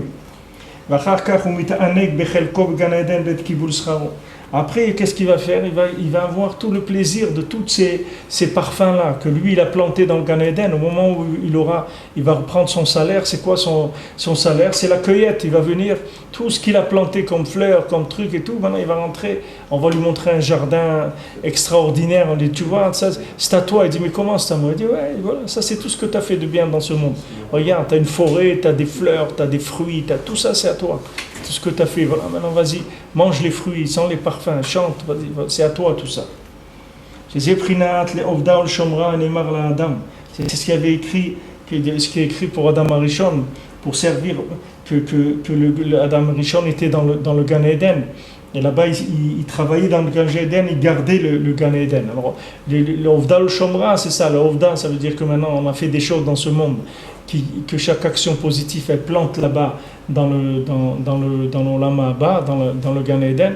Après, les Shomra, ça veut dire c'est gardé pour toi. Après 120 ans, tu vas aller prendre tout ça. Chez Darshe, Rabbeinu les Ovda, les Pikoudé, les Assez. Qu'est-ce que c'est les Ovda? C'est les mitzvot Assez. Pour le Shomra, Pikoudim, Velota Assez. On va dire ça c'est les mitzvot de faire et les mitzvot qui sont de pas faire. Comme il y a Remar Hevari, comme Remar 248 mitzvot assez et 365 mitzvot lota assez. D'ailleurs, canal, comme l'homme il sert Hachem dans les actions, il fait attention de ne pas faire ce qu'il ne faut pas faire. C'est comme ça qu'il fait grandir et qui garde le jardin d'en haut. C'est ça son travail du jardin d'en haut. C'est pour ça qu'Akadosh Baruch Hu, il ordonne au souffle, c'est-à-dire aux points cardinaux, Tsafon Vedarom, c'est-à-dire au Darom c'est Teman, hein, c'est le sud, Teman c'est le sud. Safon, c'est le nord. Et qu'est-ce qu'il avait dit ici? Il avait dit Safon. Il leur dit de souffler dans le Gan Eden. Pour qu'il coule ces parfums.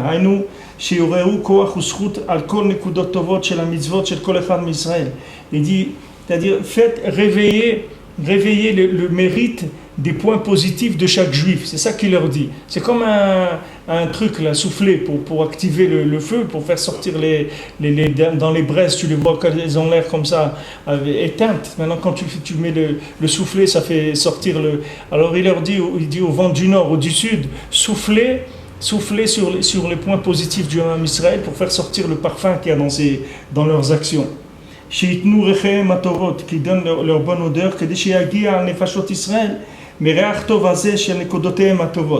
pour qu'il arrive au Ham Israël de leur parfum à eux-mêmes, de leurs points positifs à eux-mêmes. C'est-à-dire que il dit au vent soufflez pour qu'eux-mêmes ils sentent le parfum de leurs bonnes actions. Parce qu'ils croient qu'ils sont nuls, qu'ils font rien, etc.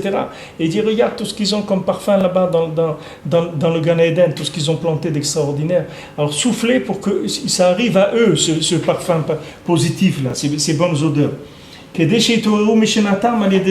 Pour qu'ils se réveillent de leur sommeil, et grâce à ça. Parce que quand ils vont sentir le parfum, alors ça y est, tu vois le matin, les gens ils se mettent du parfum, de cologne, des trucs et tout, et ils sortent, ils sont en forme comme ça, et ils ont pris une douche, après ils mettent parce que ça leur donne envie de trucs. Même ils savent qu'une heure ou deux après ça va partir, mais ça fait rien, ça leur donne un entrain le matin.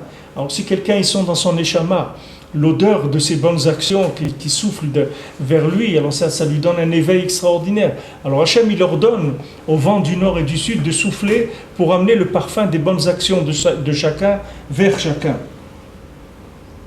Kedeshi Toerum Shenatam le disait, Ve'as kulam miranenim, tous ils se mettent à chanter, Ve'inas'u pitre olam, Ve'avo melech hakavod, Mise melech hakavod. Alors ils commencent à chanter, que s'ouvrent, que se lèvent les portes du monde. Que vienne le roi de l'honneur. Qui c'est le roi de l'honneur? Qui c'est Akadosh Baruch Hu. Tout ça ça parle du réveil du sommeil. Ça on le dit dans Tikkun Chatzot. Dainu shemevakshim sheyu niftachim aptachim ve'asharim shel Beit HaMikdash. Qu'est-ce qu'on fait à Chatzot? On dit allez, il faut ouvrir les portes maintenant du Beit HaMikdash. C'est ça qu'on fait quand on se lève, on fait Tikkun Chatzot. On dit aux portes du Beit HaMikdash de s'ouvrir. Chez Mprinat Shari Kedusha, qui sont les portes de la Kedusha. Chez Yochlu Israël Iknos Bahem le Gadel Kevodo Idbar, que le Ham Israël puisse rentrer dans ces portes-là, pour entrer dans le Beit HaMikdash et faire grandir l'honneur d'Hachem. C'est Mprinat Vayavo Melech HaKavod. Il dit maintenant il vient le Melech HaKavod. C'est-à-dire maintenant, une fois que j'ai trouvé les points positifs de chacun, alors maintenant venez, c'est comme maintenant, maintenant c'est les fêtes de fin d'année dans les écoles et tout. Alors qu'est-ce qu'on fait? Alors on amène tous les petits-enfants, ils viennent, ils mettent des costumes, des habits de Shabbat et tout. Et on vient, on convoque les parents, on dit venez voir votre enfant, voilà, on ne va pas lui sortir des bêtises qu'il a fait dans l'année. Il dit voilà, votre fils, sachez, une fois il a cassé la vitre des trucs. C'est pas ça qu'on va dire. On va dire regardez, tous les jours il venait à l'heure et toujours il a bien appris les chansons du truc. Tout ce qu'il y a de pas bien, on n'en parle pas. On va essayer parce que ça y est, c'est la fin de l'année, on a envie d'abord d'honorer les enfants, d'honorer les parents, d'honorer l'établissement aussi, de mettre une atmosphère positive. Maintenant, à Chatzot, on va chercher tous les points positifs du Ham Israël. Il y a des rachamim gdolim, parce qu'Akadosh Baruch Hu, il rentre avec les tzadikim dans le Gan Eden, et il dit maintenant, venez, on va chercher tout ce qu'ils ont fait de bien, mes enfants. Et il dit maintenant à tous les vents de souffler pour amener ce parfum-là chez chacun. Et on dit maintenant, voilà, qui est-ce qui est à l'origine de tout ce bien? C'est Akadosh Baruch Hu. C'est l'honneur d'Hachem. Regarde tes enfants. Regarde celui-là, il a fait cette mitzvah, l'autre il a fait cette mitzvah. Tout ça, c'est pour ton honneur. C'est là où l'honneur d'Hachem il grandit.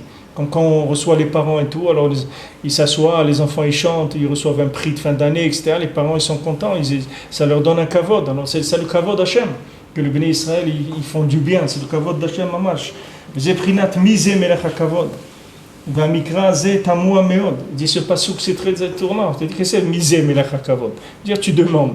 C'est étonnant, on dit. Mazé shelat mise melech hakavod. Tu demandes mise melech hakavod. Ad sheutzrach leashiv Hashem izos vegibor. Ki en anu yodim shemelech hakavod ou Hashem itbarach. Parce que vechi en anu c'est une question. Il dit pourquoi on ne sait pas que c'est Hashem qui est le roi du kavod, c'est Akadosh Baruch Hu, Achaïnon al-Pi Anal, qui est Ikar Galut Kevodo Itbarach au lieu d'Israël. Le Ikar de comment l'honneur d'Hachem va se révéler, c'est uniquement par le Ham Israël. Kfi Maaseh Matovim chez l'Israël, Ken Itgale Kevodo Itbarach. C'est-à-dire quand il y a des bonnes actions dans le Ham Israël, alors l'honneur d'Hachem il se révèle. Ou Kshen Israël Ovdim Oto Chaz v'Shalom. Et si maintenant le Ham Israël ne sert pas Hachem Chaz v'Shalom, Azai Chaz v'Shalom Nitalem Kevodo Itbarach Me'aolam. L'honneur d'Hachem, il se cache du monde, on ne le voit pas. Pourquoi il n'y a personne qui le sert? On ne le voit pas.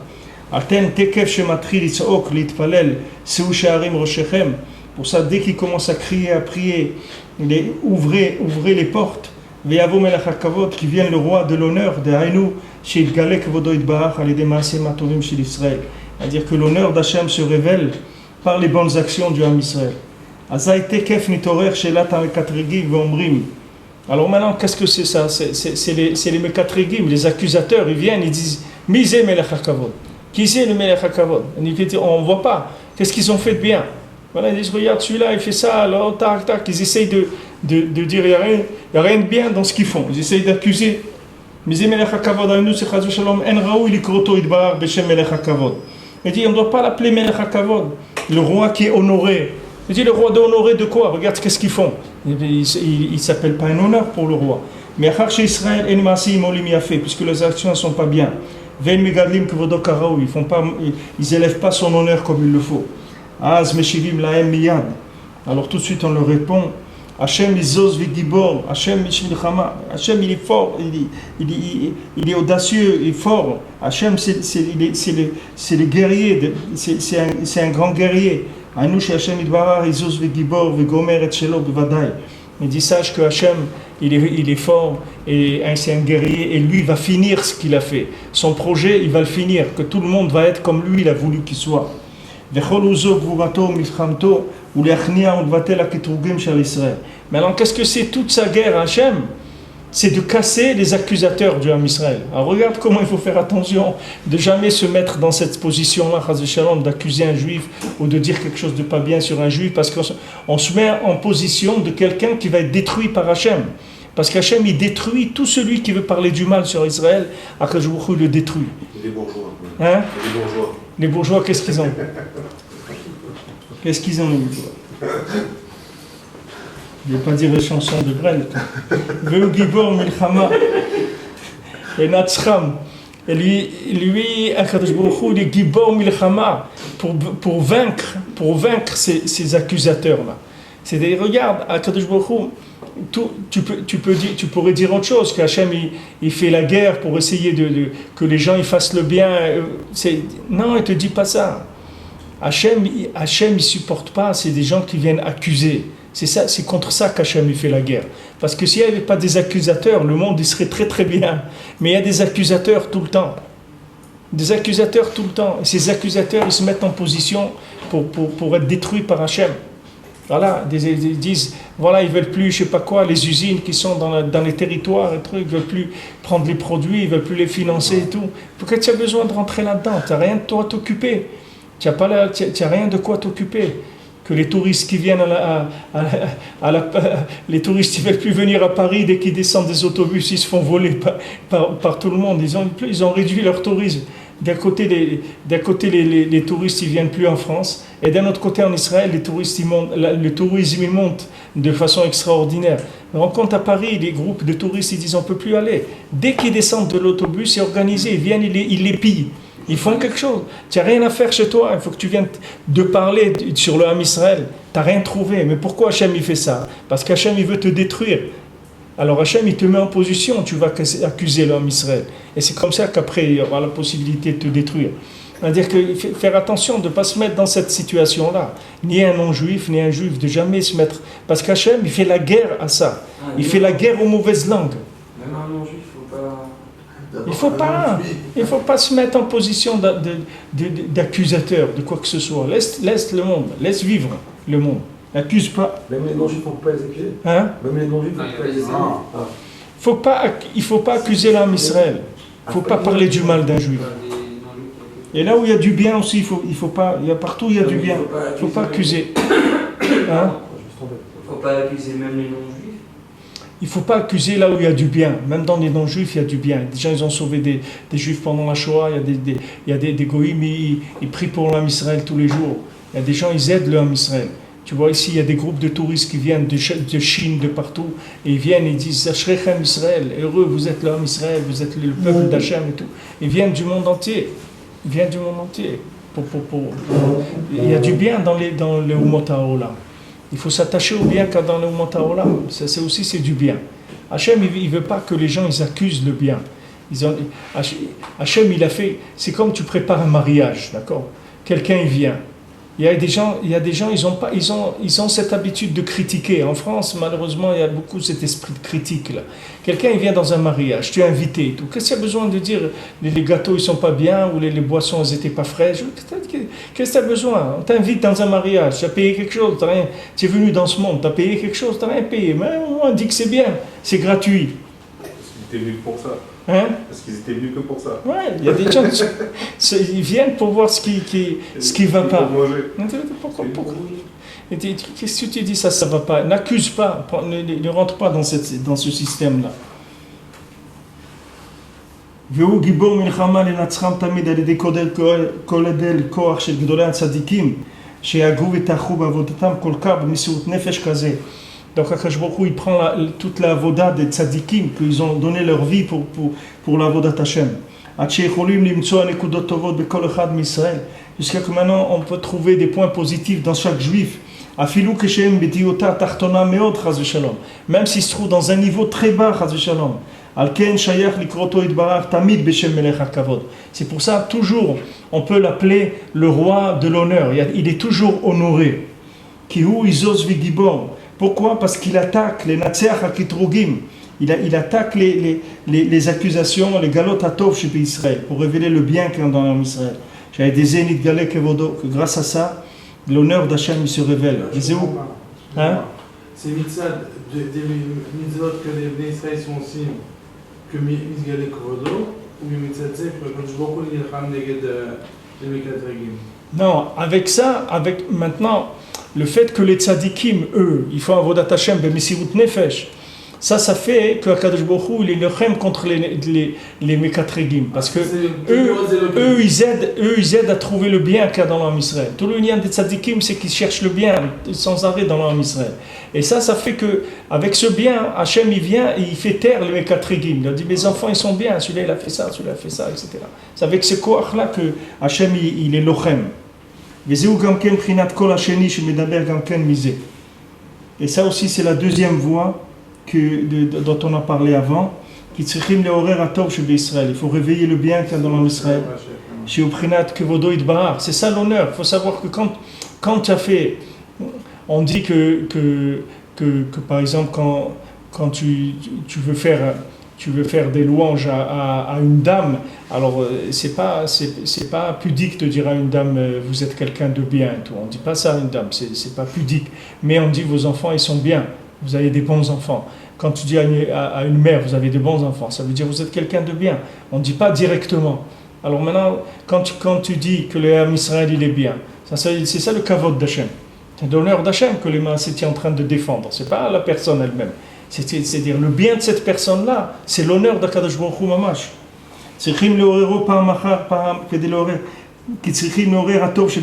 Donc il faut réveiller le bien qu'il y a dans l'homme Israël.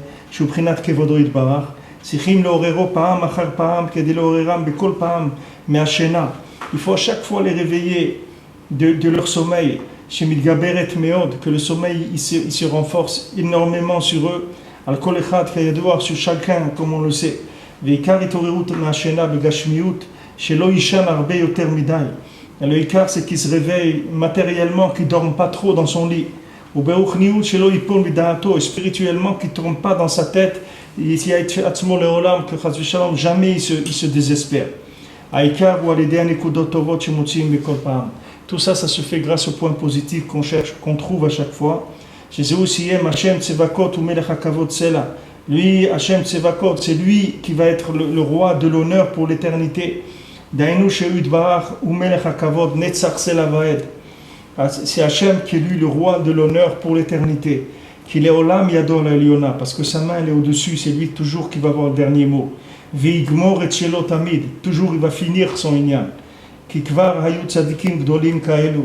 Il y a déjà eu des tellement grands tzadikim dans le monde. Sheyochlu Limtso Atov Shebechol Echad Misraël. Qui peuvent trouver le bien qu'il y a dans chaque juif, ou les lamed zchut alehem tamid, et tout le temps pouvoir les lamed zchut, c'est-à-dire les juger positivement tout le temps. Il y a des zénith galé kevodo itbarach, que grâce à ça l'honneur d'Hachem se révèle. Alken Hachem Tsevakot ou melech hakavod sela. C'est pourquoi Hachem Tsevakot, il est le roi béhémet de honorer pour tout le temps. Pourquoi? Parce que les tzadikim, quand ils cherchent le bien dans l'homme Israël, C'est le bien d'Hachem, c'est ça l'honneur d'Hachem. Eux, ils sont à tel niveau qu'ils arrivent à voir le bien dans chaque juif. Dans chaque juif. Comme on dit Rav Yitzhak de Berditchev, il a vu un juif qui, Shabbat, il était en train d'arranger sa charrette. Il lui dit, mais tu sais pas que c'est Shabbat? Il dit, oui, je sais. Alors il dit, regarde Hachem, un juif, il ment pas. Regarde ton fils, il ment pas. Je lui ai dit, c'est Shabbat? Il a dit, oui, et je sais que c'est Shabbat. Tu vois, il ment pas. Alors, ça fait un honneur pour Hachem. Il n'a pas dit, espèce d'idiot, tu es en train de mechalel Shabbat. Il fait sortir ce qu'il y a de bien. Regarde pas. Et si quelqu'un, il a cette méthode, non, c'est ça la méthode de la Géoula, c'est ça Mashiach. Mashiach, c'est ça. Si on arrivait à avoir le Tov dans l'homme Israël, dans nous-mêmes déjà, dans nos enfants et tout, on en ferait des tzadikim. Des tzadikim mamash. Azak.